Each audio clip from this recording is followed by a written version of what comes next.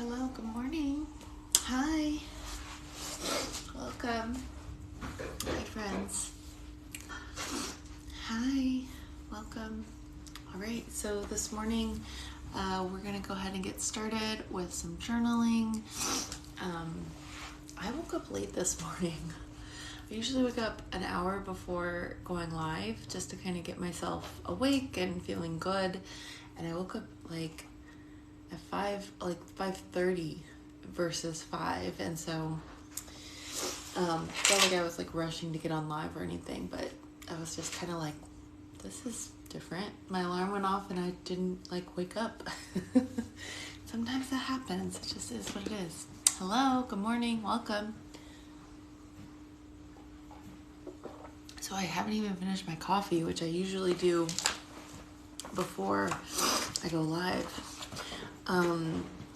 Okay, so we are journaling. Go ahead and grab your sheet of paper and we'll begin. Hello. Today's the 1st of August. Isn't that crazy? August 1st. I get to go and be on a podcast later today. I'm excited about. I'll be posting about that probably on Instagram. It's a body liberation podcast, so I'm excited to be on that, and that's coming up, so that'll be part of my grateful thing. I'm already thinking about that, so I'm just gonna say I woke up late I want you to, if you're new here, the first thing I want you to do is just kind of brain dump anything that you're thinking of that doesn't relate to gratitude. Go ahead and write down a couple of sentences. So that's the first thing to do. So get that out of your mind so you can kind of make room for the gratitude piece. So I woke up late, haven't even finished my coffee.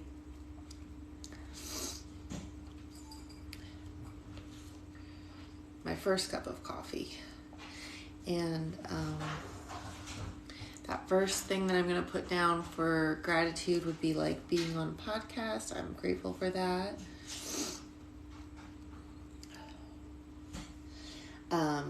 Something that relates to me, something that will be fun.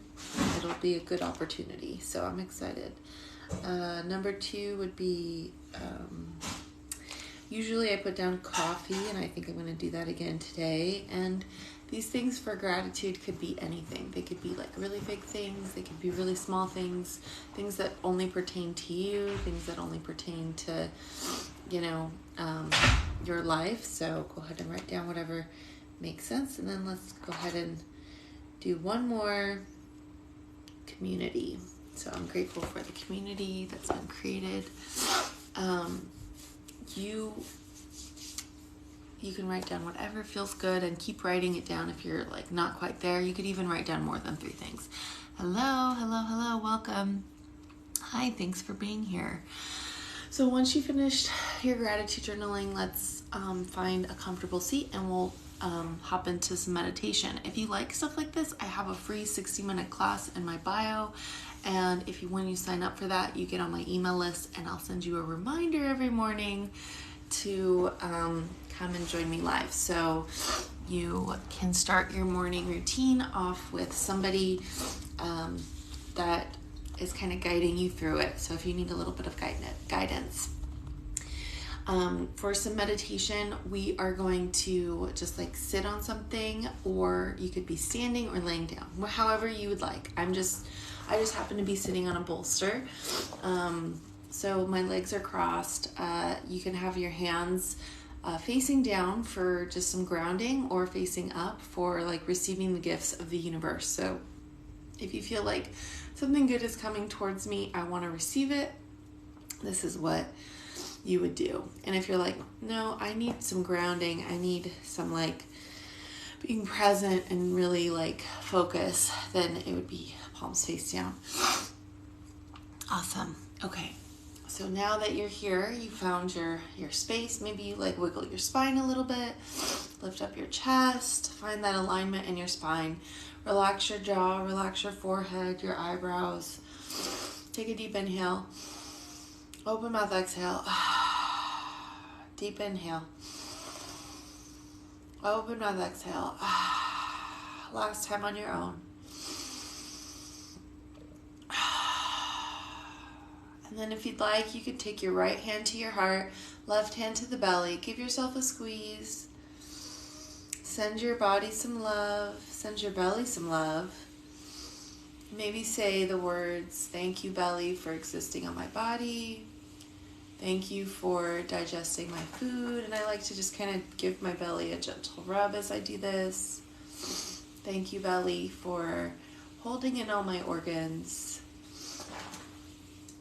You are perfect exactly as you are, and you don't need to change a thing. Whenever you're ready, you can just go ahead and give yourself one more big hug, and then option to keep your hands here on your heart and your belly, or move them back down to a comfortable position, whatever feels good for you. And we'll take 5 deep breaths on our own. Just focusing on the breath and allowing ourselves to be silent for 1 whole minute.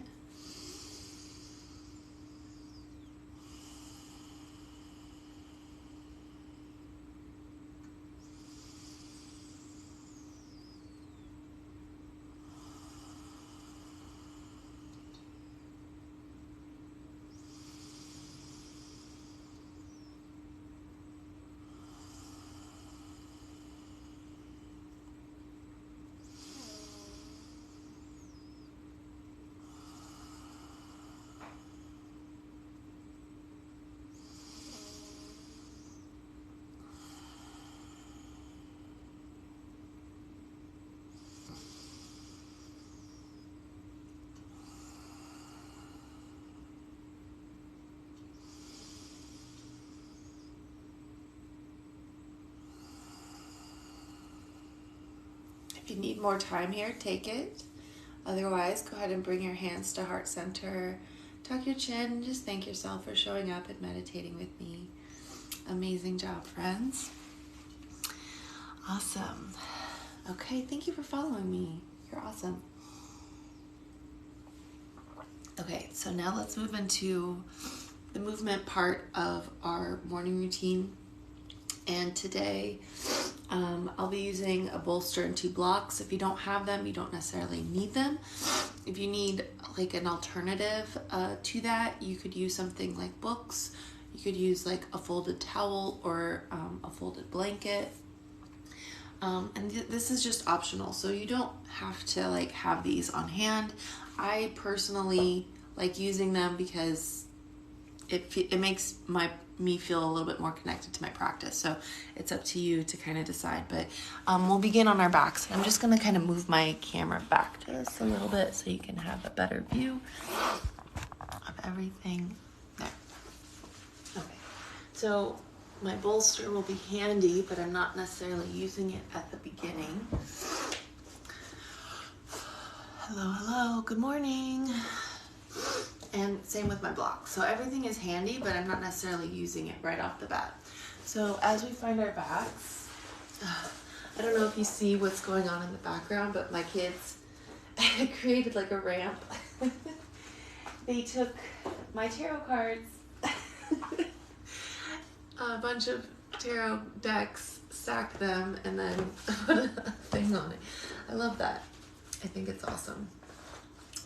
They're so creative. Okay. Yeah, we had some people over yesterday and they had children and they were all playing in here, and I think that's cool. Okay, go ahead and lay on your back. I'm gonna just move this so you can see me better. So once you're on your back, buddy, just go ahead and rock your knees side to side, feet flat on the earth. Maybe look up at the sky. Hands could be out to the sides. And this is just kind of warming up our spine. Inhale, come to center. Exhale, rock to the left. Inhale to center, rock to the right. Today, we're going to be focusing on that same kind of movement that we did yesterday. It'll be like opening up the hips and sciatica. And we'll just be moving for maybe 10-15 minutes. So my back usually pops by now, and it hasn't, so I could tell like I'm really stiff. Inhale, exhale. Didn't sleep well last night, and that's what happens.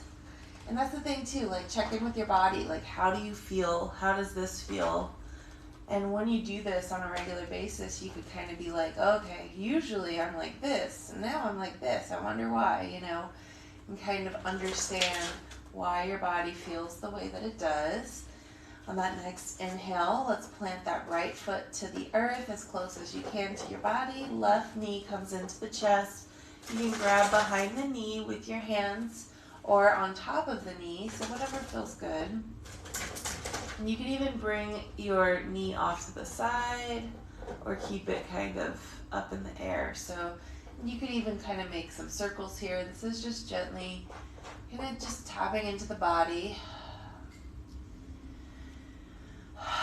Just moving it around. Like sometimes we don't even do that. And then when you're ready, you can extend your leg, flex your foot. And if you're like, whoa, that's way too much, then stay here.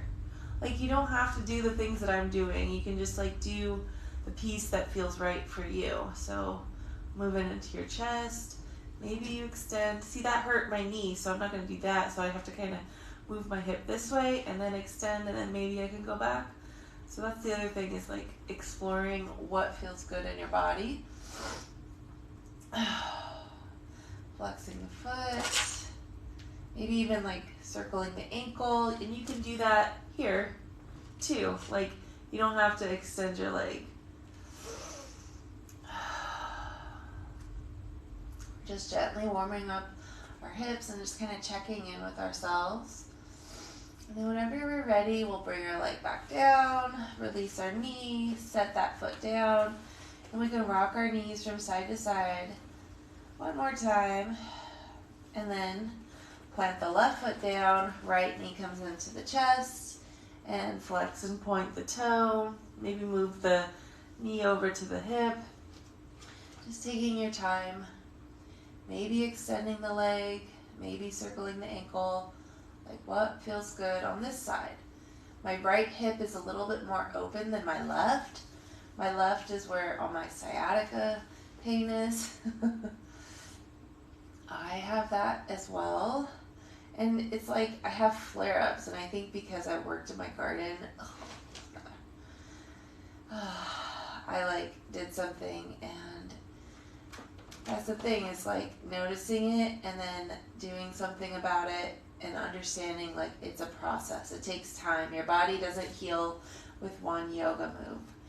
Whenever you're ready, go ahead and release and rock your knees from side to side. One more time. And then maybe bring but one knee or both knees into the chest and just kind of cross at the ankles, rock back and forth. Just giving your maybe hips a little massage. And then whenever you're ready, come over to like a fetal position. So, giving yourself just a moment to just kind of connect here.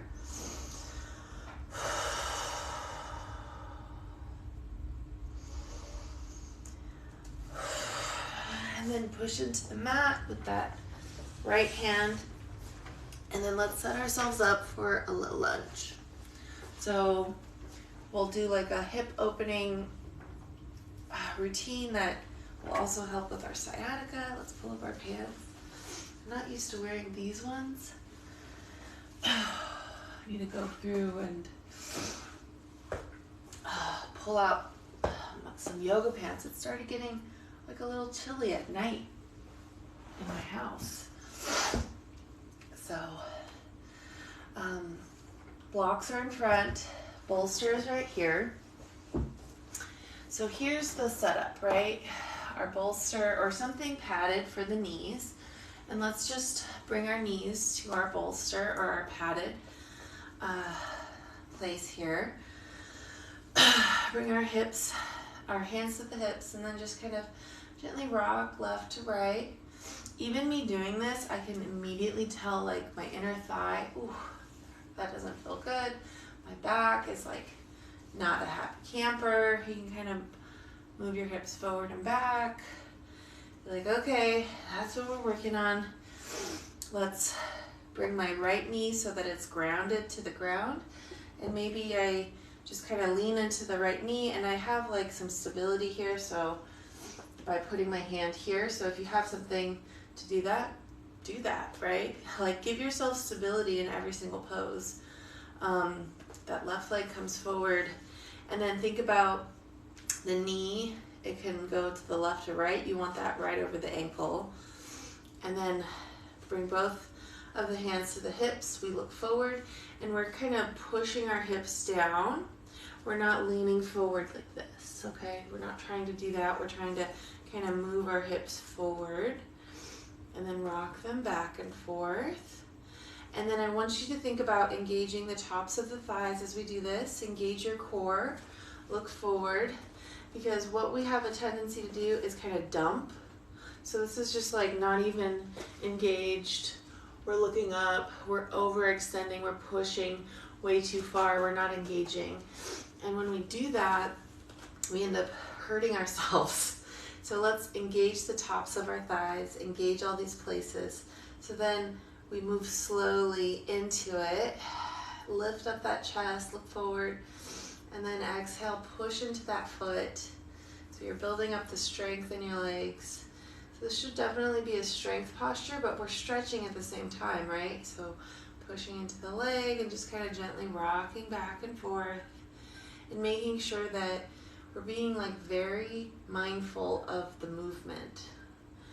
And I think a lot of times when we are moving through our practice, we're trying to make it look a certain way and we're not necessarily feeling into our body. So just really tap into how it feels. And then let's hold it down for just a moment. Core is engaged, tops of the thighs are engaged, booty is engaged. On that next exhale, push into that left leg, and then let's lift up the foot so it looks something like this. And we can keep a soft bend in our knee.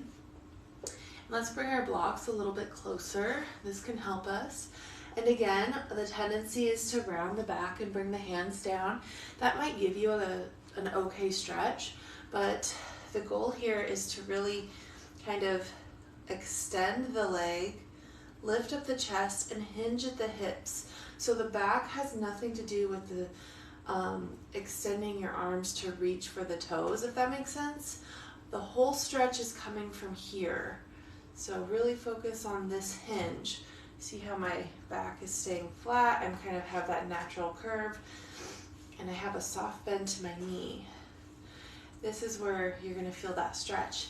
You don't have to move very far to feel it too. You should be feeling it right away. And that'll get the whole leg going. The outer hip, behind the leg. On that next exhale, we lift up the chest. And let's bring the foot in. And let's press into the blocks, moving that knee back. And then lifting up that chest. So now we do the other side. Lean into the left knee now.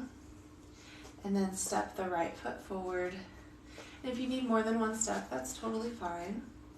And again, engage your core, lift your chest, look forward. Engage the tops of your thighs. So one top of thigh here, one top of thigh here, just as a reminder. Sometimes if like you know where your body parts are, like that's good, but oftentimes like if you don't have a mirror and you're not seeing your body parts, like then all of a sudden you're like, wait, oh yeah, my body part is there. Your mind doesn't quite associate with like the words that I'm saying sometimes, if that makes sense. So just keep that in mind. My left hip is much tighter than my right, so this is about as far as I want to go today. And I could just kind of move back and forth slowly, just kind of working in this range. And if you're down here, that's awesome. Like I could go down there. It just doesn't feel good, right? And that's the ego sometimes creeping in going, we could go further, go, do it. You could go deeper than that person. Like, okay, good for you, but like, what actually feels good, you know, in your body. What's going to be beneficial to me today in my practice? And just gently rocking back and forth and engaging those leg muscles, engaging your core, engaging your booty. And I'm saying this because like all of a sudden I notice I'm not, you know, I'm like mindlessly doing the movement, and that's very common. Your mind wants to do as little as possible, and so if we're not like actually engaging, we might not be doing the movement the way we want. So just come back, and then whenever you're ready, pause. Let's hold it at the end. And then let's extend that right leg. Bring our blocks in a little bit. Flex the foot. And then think about this hip, this outer hip of the leg that's extended, really sinking down. Okay, so there's like this like little lift that happens. So sink it down. Extend the leg. Flex the foot. Somebody wants to go live with me. I need to turn that off. And then flatten the back, and let's really focus on hinging at the hips, right? So as we are here and we're focused on hinging, we move slowly. And like, where do we feel it? Where do we feel it? And again, if you have something near you, like a chair, this makes it a little bit more like you're not forced to go all the way down to the blocks, right? So that's why I think having something near you, it's like, okay, it brings a little bit more stability because this is kind of a balance pose too. You wouldn't think of it like that, but it is.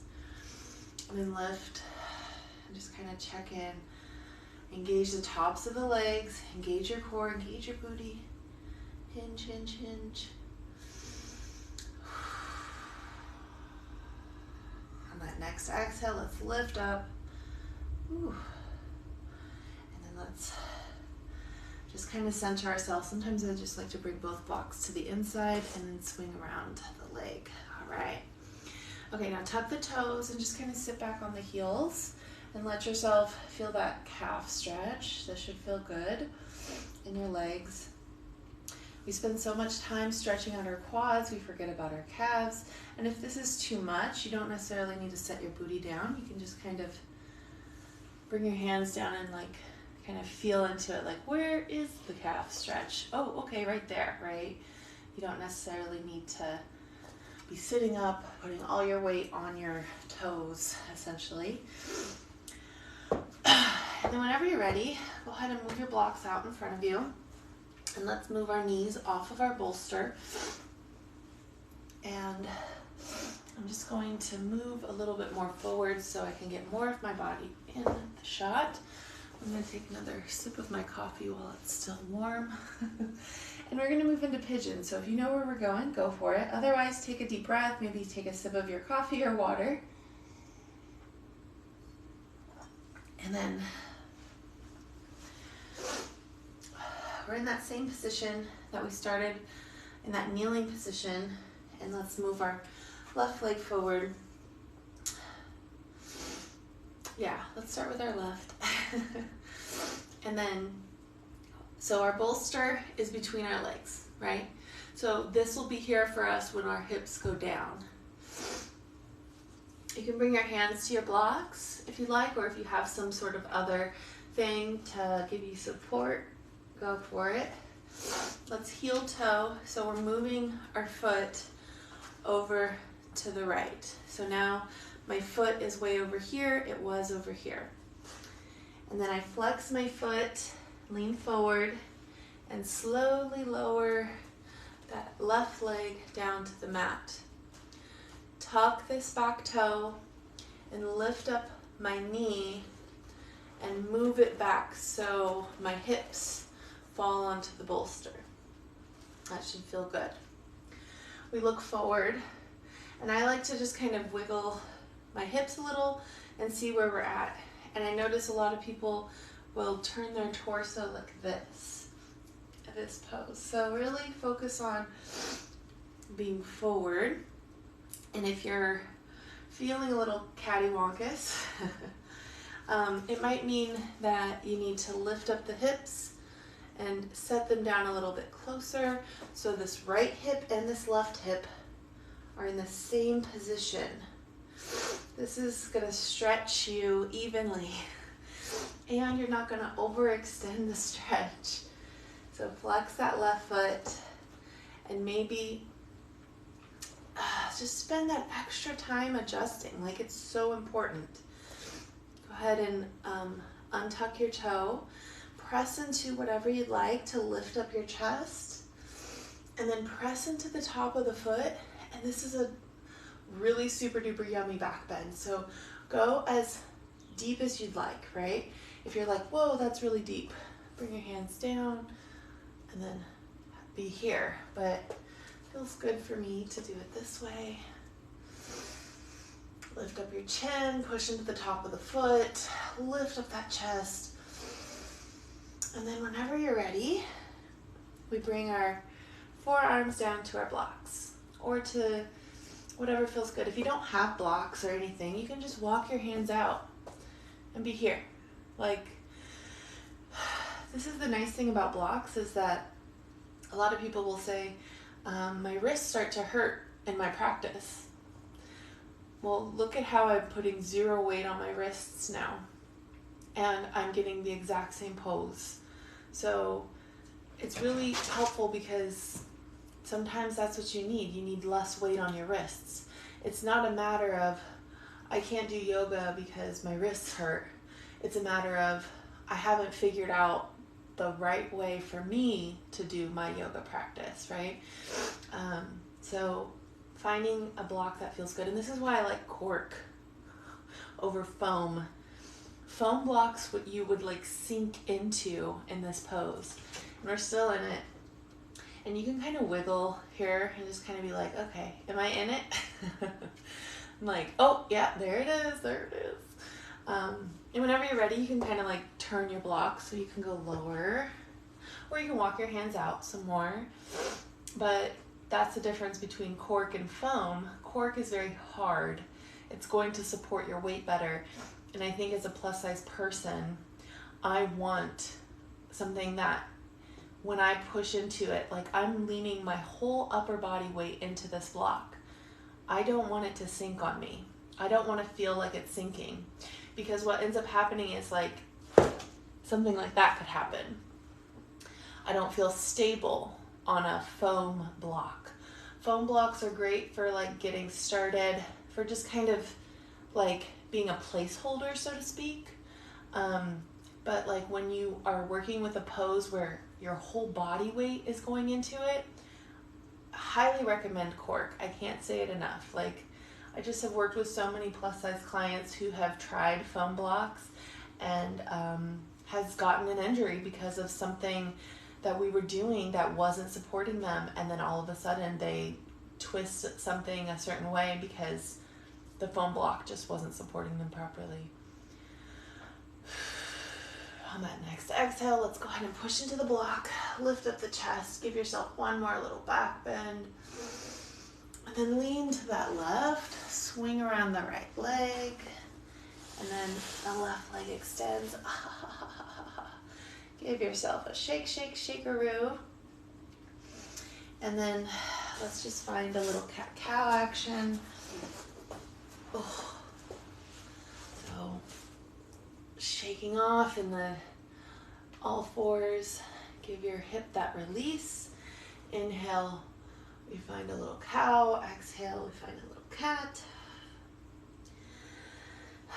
And I like to just kind of wiggle my hips. This gives your spine that alignment. It comes back to like neutral. Okay, other side. So go ahead and set yourself up again. Blocks in the way that feels good, or however you like. And if you need anything here, get it for yourself. And like, I'm gonna take a sip of my coffee, sip of your water, take a deep breath, just kind of focus where we're at.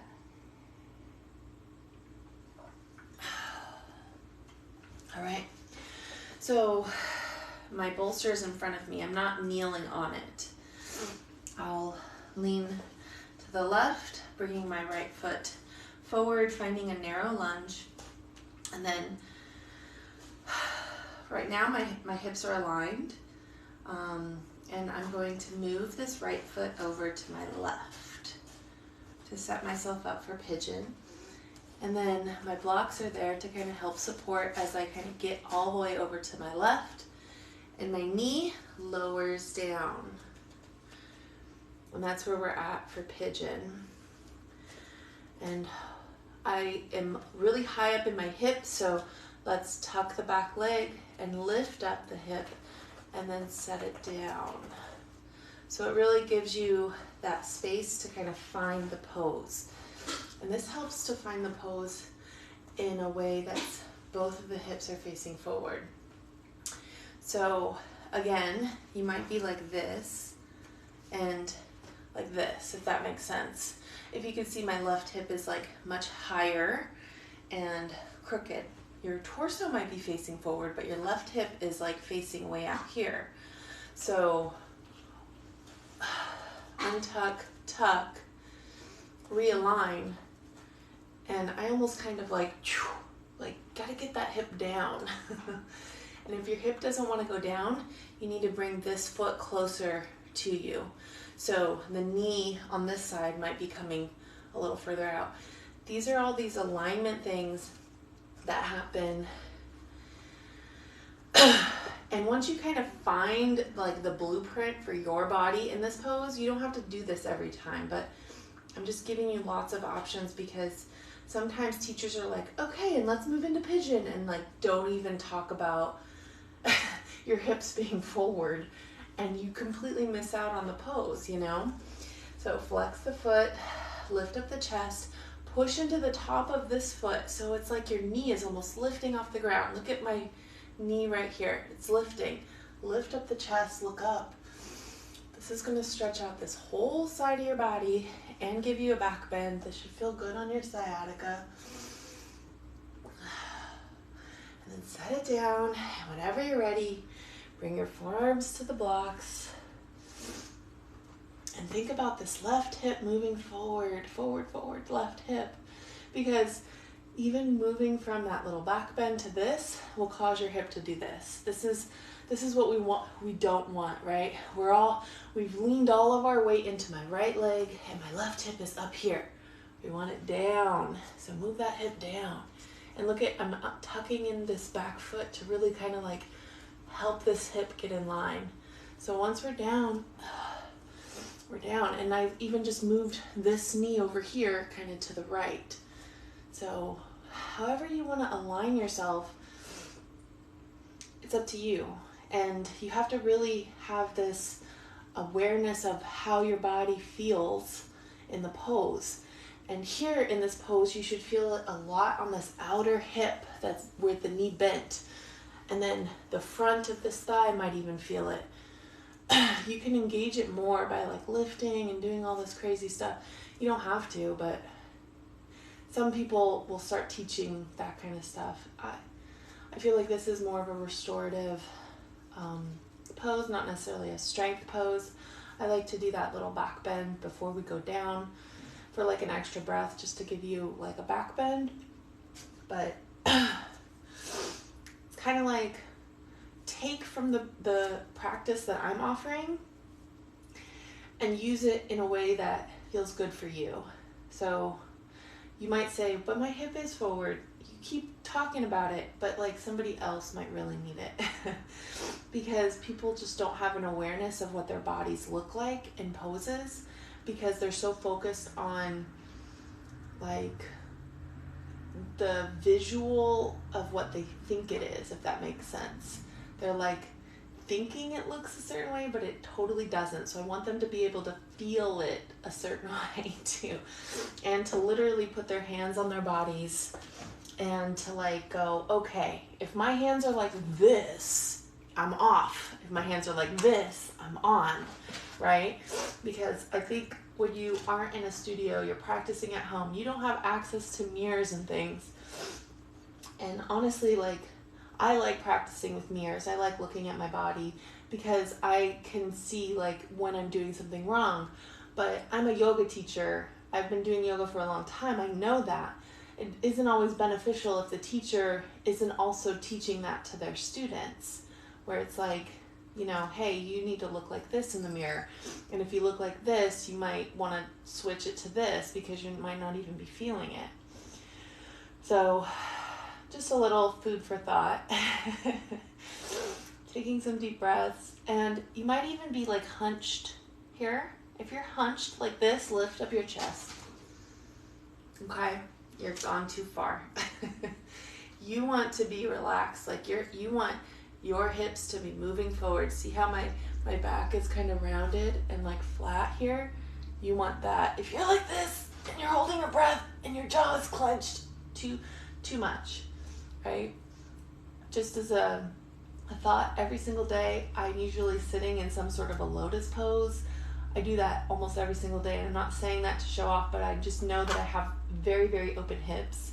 And so with that in mind, my poses might look deeper than yours, and you might be trying to make your body look like mine. It might not. And so if you're noticing that hunch, you're noticing like that clench in your jaw, gotta back out and then just slow down the breath.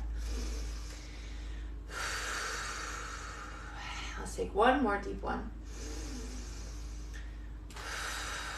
Lean over to the right and then lift up this back hip, bring it forward, and then move our blocks out of the way, extend that right leg.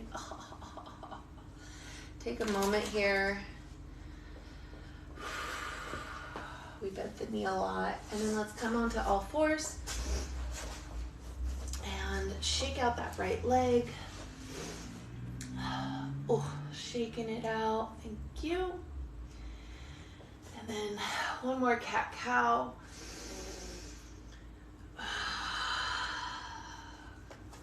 And that is it. That is it for our yoga practice. So if you have any questions, you can go ahead and drop them. Let's move into Shavasana. If for our Shavasana today, you can take this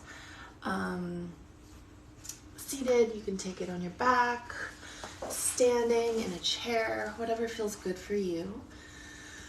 I don't know why it's so dark in my room today. Let me try to turn on a light. That's better. Okay. All right. Go ahead and bring your hands palms face down for some grounding, palms face up for receiving. You could even bring it back to left hand on the belly, right hand on the heart if you'd like. And just notice how your body is feeling. It might be feeling good. It might not be feeling good. Take a deep inhale. Open mouth, exhale. Never skip a Shavasana. Don't end your practice here. We're only here for a couple of minutes. If you have thoughts of what's next, what's happening next, go ahead and let's let them roll out of your brain. Let them turn into like a little marble and roll right out of your brain. Focus on the here and now and how your body's feeling, maybe connecting to the mat and to the earth. Relax your jaw, relax your forehead, and we'll spend 1 whole minute in silence for your Shavasana.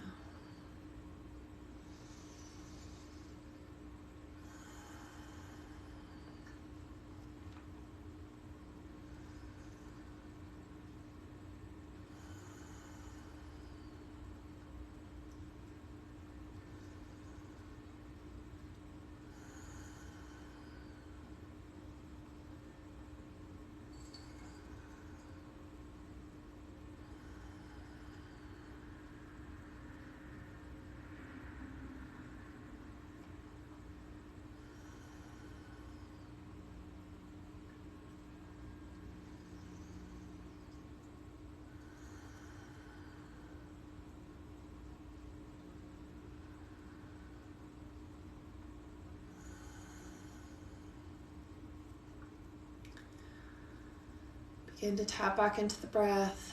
Maybe wiggle fingers and toes, circle out wrists and ankles.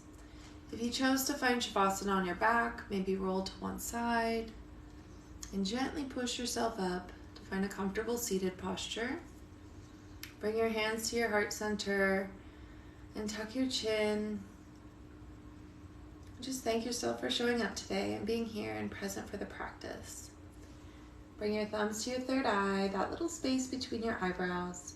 The divine light within me honors the divine light within each and every one of you. Thank you for practicing with me today.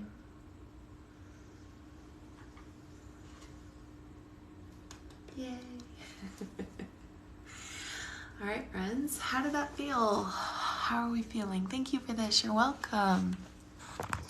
Thank you for watching. Oh, awesome. Thank you, Erica Beeswax. Awesome. Welcome, welcome. Okay, so for today's practice, we focused a lot on the sciatica, on opening up the hips. So how are we feeling after all that? Like, anything come up while we were in that posture?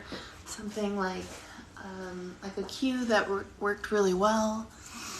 I'd love to hear it. Very nice way to start the week. Yay, I'm so glad. I agree. I woke up late this morning and I definitely had the thought cross my mind of skipping. I was like, you know what? I woke up late, but I'm not late for my live. So I just kind of focused on doing what I needed to do in a shorter amount of time, and now I'm feeling so good that I actually did this. So we really moved for like a good 25 minutes, 6:42. And I think it's good to like focus on opening up those hips. Like, we carry so much tension there, and we have so much issues with our back bodies that we forget like that we even need to move, you know? And so starting off with like that is nice. And I think we'll probably be doing that for like this whole week, is just going to be focusing on that, because my sciatica has been acting up, and this foot is what like really works for me and my my back. I missed this. What time do you normally start? I'm dealing with panic attacks and feel this can help. Oh, okay, yeah. So we do this every morning at 6 a.m. Pacific, so 43 minutes before right now, whatever your time zone is. And if you want to get on like my email list where it's like I send a reminder in the morning, go sign up for my free 60-minute class. That'll get you on my email list, and you'll get an email reminder every morning. I'm so achy on my left hip, and crow pose has always been hard, but with the blocks. Okay. Yeah. I love crow pose. I love it. Hello, my name is Crow. Yeah, I actually have like a tutorial on my page. I should probably like bring that somewhere.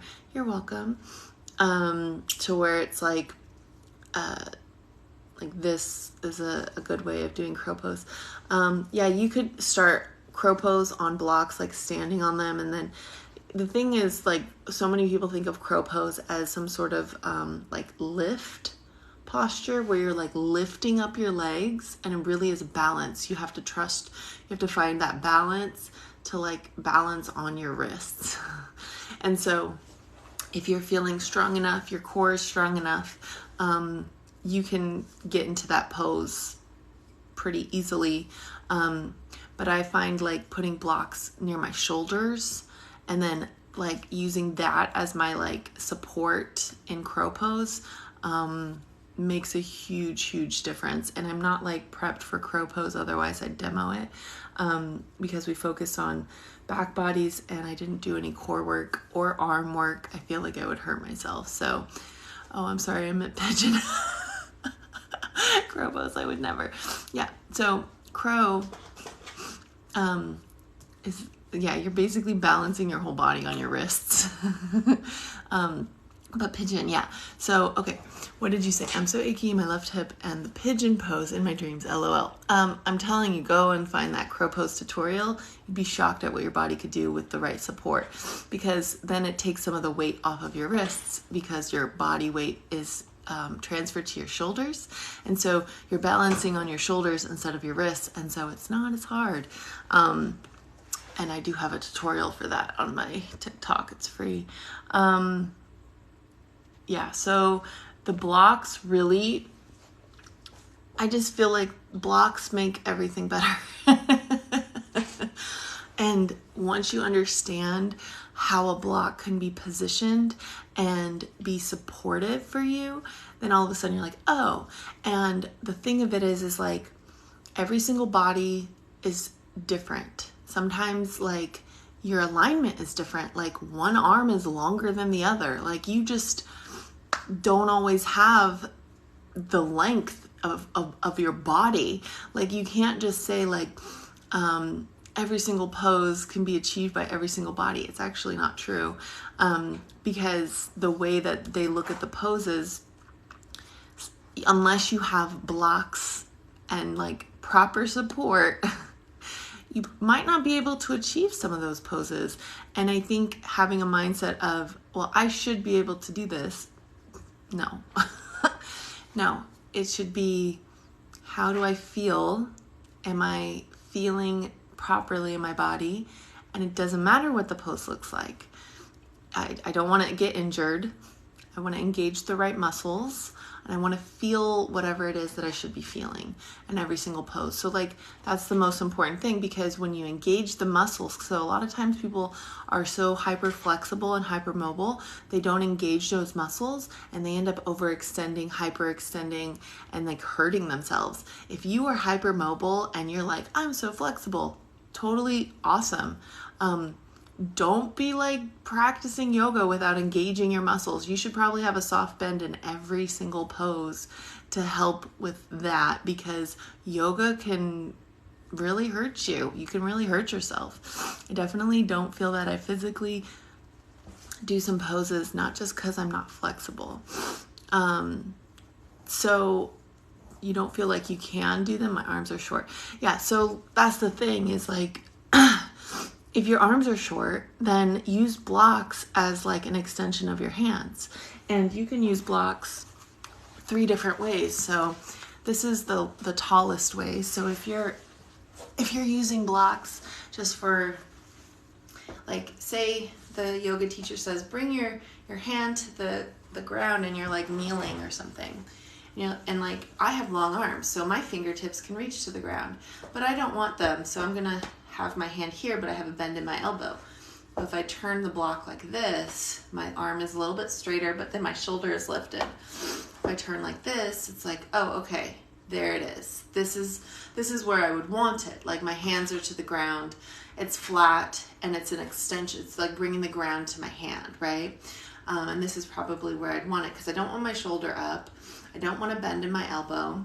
And that's just like a little idea of how a block can like help you in a pose, because you can have it 3 different ways: the tall way, medium, and then flat. And you need to be able to like understand, like, I don't want my shoulder like this, I don't want my elbow bent. And sometimes that's not necessarily told to you as you're practicing. And so you're going through practice like this and the teacher's like, get in alignment, and you're like, I've got my alignment. And you can't tell that you're not in alignment, because they're not like, well, your shoulder should be down. You know what I mean? And then you're like, well, why didn't you say something? Like, give me a cue. But, you know, that just goes hand in hand with like teachers who are trying to achieve a different thing. And that's all I'll say. They're not doing anything wrong. You know what I mean? Lots of heights to work with. Yes, exactly. Lots of heights. Because sometimes teachers, they're trying to achieve something else. They're not trying to achieve alignment in your body. They're trying to like get you to reach some sort of peak pose, or they have a list of poses that they want to teach you, and like you doing the pose out of alignment and them having to then do more cues is going to make it so that they can't get through all their poses. And so they end up leaving you out of alignment. And that's just the way that it's going to go. And a lot of times, if you're coming out of a yoga class and you're like, oh God, my back hurts worse, it's because not to say that it's the teacher's fault, but it just might be like you unaware of alignment in a way that's like, how should this feel in my body? Because your hips, most people's hips aren't 100% aligned in every pose. And when I look around yoga classes, a lot of times I do see a lot of people not making those tiny little adjustments. And what's happened in the yoga, like the westernized yoga world, and this is totally valid, but teachers used to do hands-on adjustments like back in the day, like probably like 15 years ago. And that has really like stopped because so many reasons why you shouldn't touch another human, right?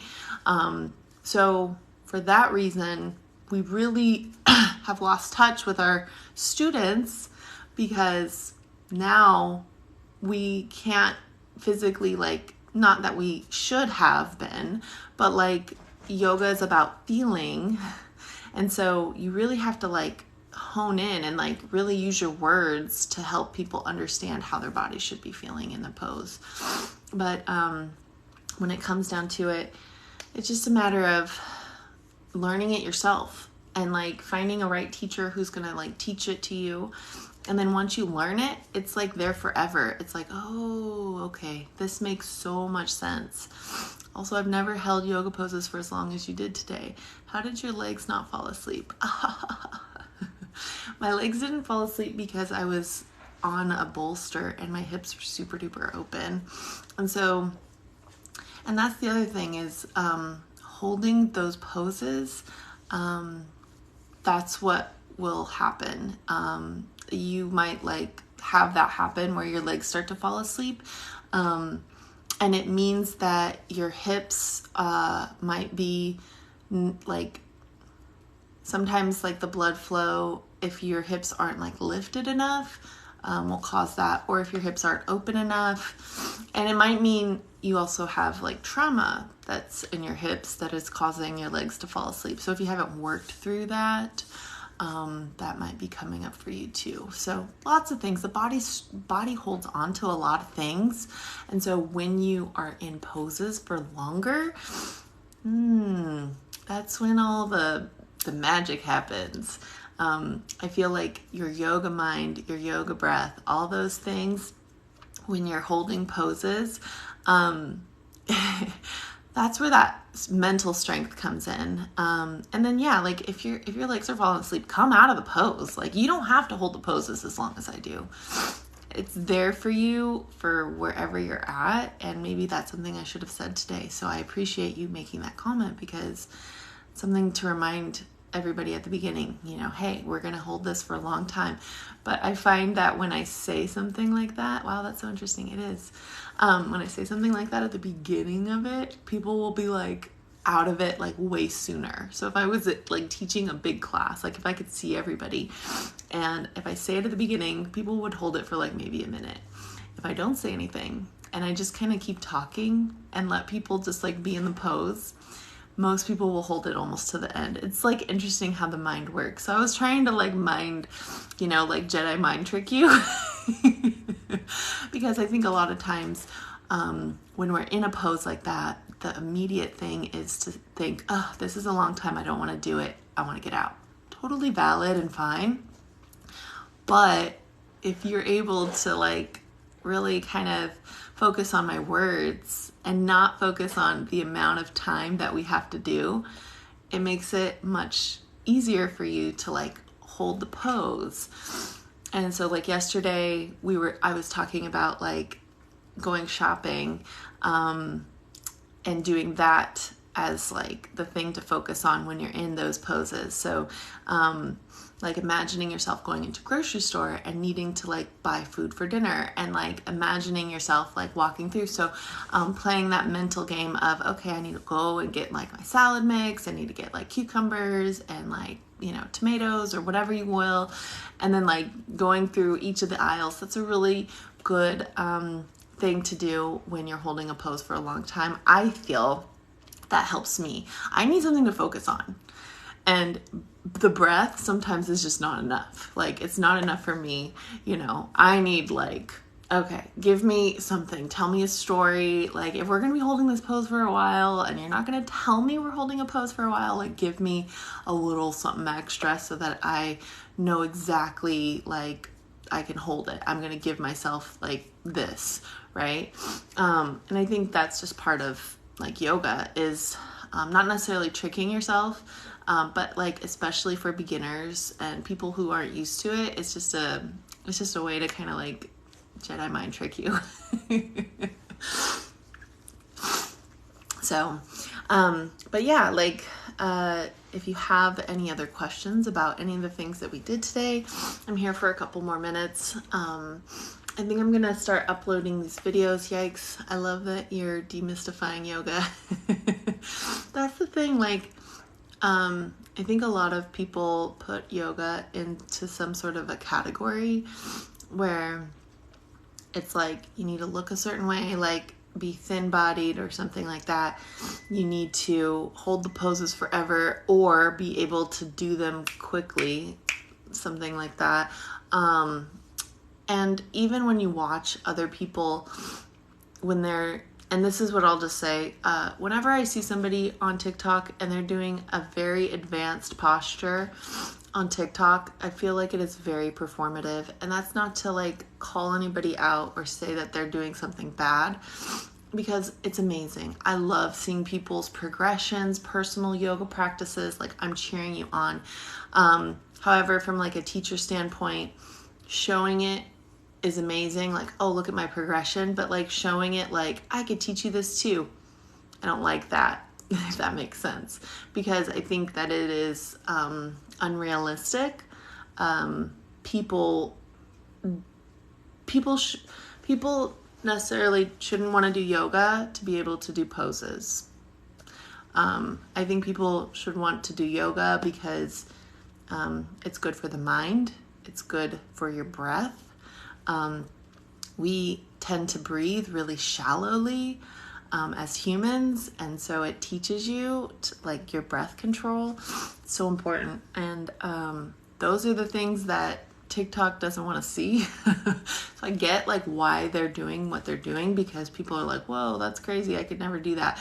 And it just kind of sucks, because like that's the Western side of yoga, where people are being like doing these crazy back bends and all this stuff. Amazing that they could do it. Bodies are amazing, but it's unrealistic. Like, people really can't do that. Like, I can't do like a back bend where my hands are touching my ankles. I can't. I don't know if I could ever. And it's something that you probably worked on for years. And that's the other thing, is like people doing these poses have been working on them for years, and they don't say that.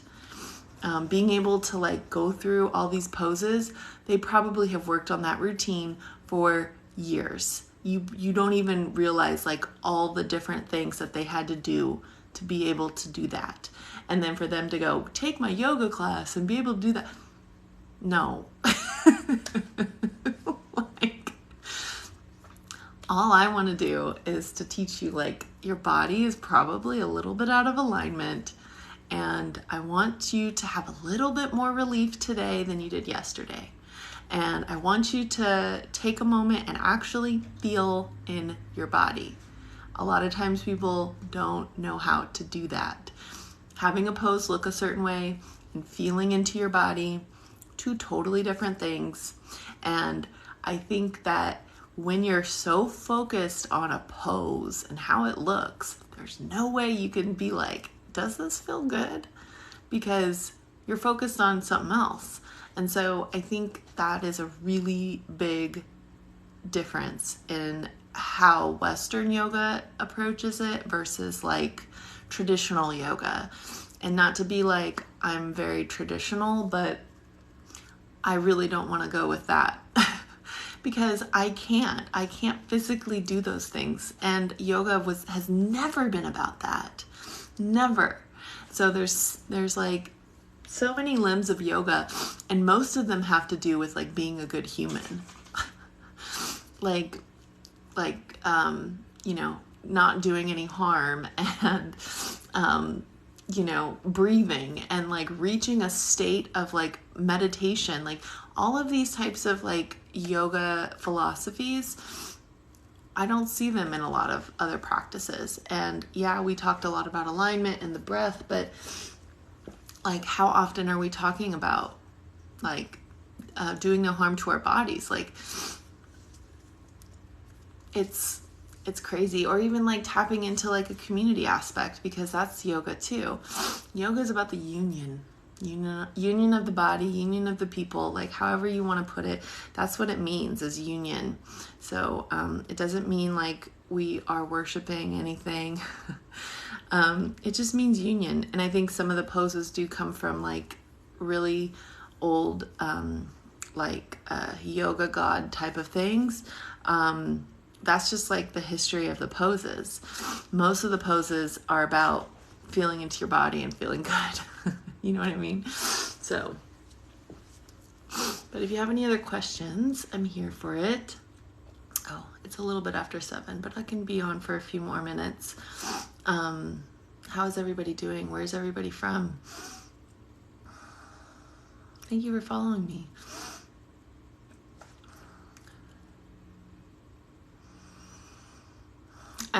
Just as a heads up, everybody who's kind of joining, we do a guided journal, meditation, and yoga class every morning at 6 a.m. Pacific. Ohio, Texas, awesome.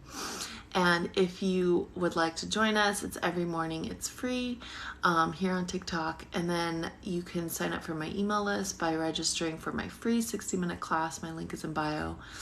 Pennsylvania, awesome. Have you visited the Hershey factory? I don't know why that came up for me, but that's what I think of when I think of Pennsylvania. Thanks for this. It was so nice. Have a great day.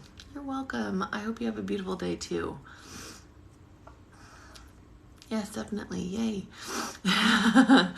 Of course, like in California, we have the C's factory. I would choose C's over Hershey's any day of the week, honestly. Actually, my husband's family worked at C's, and so they used to get like fresh candy, and like their house was right down the street. They used to walk to work right down the street from the factory, and their family has since passed on, retired, all that, and so they no longer work there. This is his grandmother and grandfather, but it was awesome to like listen to stories about different things in the factories and stuff like that. But we still are very big C's lovers. We love a C's Scotch Kiss and brown sugar. So good. We love C's. Anyways, I appreciate all of you. I have a few things in my bio, so if you're curious, if you want to start a yoga practice, I have Yoga for Complete Fat Beginners. It's a 4-week course. I have my 75-day self-love challenge, so if you want to work through a morning routine on your own time and then kind of work through some trauma, work through how to actually love yourself, that course is amazing, so check that out. And then I have a Costa Rica trip coming up next year. So if you want to travel with me and actually take live classes for a whole week, we will be in Costa Rica. So that is linked in my bio. And then I have that free class. So if you want to go check that out, my free class is in my bio. It's a 60-minute class. We go over props. We go over a lot of the basics. But you also get on my email list, and I'll send you an email every single morning reminding you of this morning routine. So if you're wanting to start a morning routine or do something like this, I'll be doing that very soon. And yeah, that's all my stuff. So if you like vibe with me, follow me. You can even like subscribe on TikTok to me. I have like a subscription. So once you click the follow, you can see my little star next to it. That's how you could subscribe, help to support. And I think it's $5.99 a month. I had to really like dive deep and understand how all that works. But yeah, $5.99 a month. So if you want to subscribe and do that, that's there for you. And And I'm excited about like just kind of doing this on a regular basis. I've been doing it for the last 2 weeks, and gonna keep on doing it every single morning. And yeah, that's it. Thanks for watching, and I'll see you all tomorrow morning. Bye.